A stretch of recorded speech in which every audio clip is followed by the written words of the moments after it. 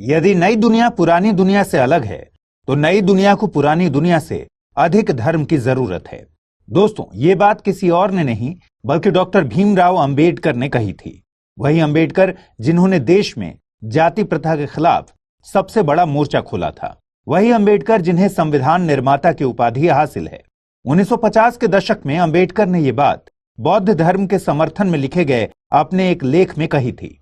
अंबेडकर का मानना था कि धर्म के बिना भारत के दलित समाज का उद्धार नहीं हो सकता, मगर उनका यह भी मानना था कि जिस हिंदू धर्म से यह दलित समाज जुड़ा है उसके रीति रिवाज कभी भी दलितों का उद्धार नहीं कर पाएंगे।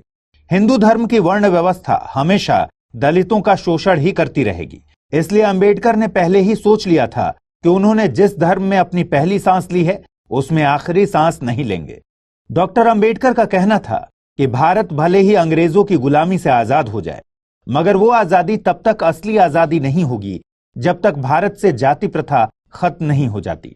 इस असली आजादी की तलाश में अंबेडकर ने दलित समाज से हिंदू धर्म छोड़ने की अपील कर दी। लेकिन उनके सामने सबसे बड़ा सवाल यह था कि हिंदू धर्म छोड़ने के बाद आखिर कौन सा धर्म इस शोषित वर्ग के लिए एक बेहतर विकल्प होगा। लंबे समय तक इस सवाल के जवाब की तलाश करते हुए आखिर में उन्होंने 14 अक्टूबर 1956 को बौद्ध धर्म अपना लिया।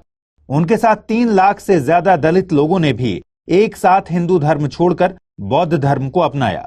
आजादी के बाद भारत के इतिहास की यह बहुत बड़ी घटना थी, इसलिए आज इस घटना को हम विस्तार से समझेंगे, जानेंगे कि अंबेडकर ने सभी धर्मों को छोड़कर बौद्ध धर्म को ही क्यों चुना। मगर यह जानने के लिए अंबेडकर के जीवन और उनके संघर्षों के बारे में जानना बहुत जरूरी है।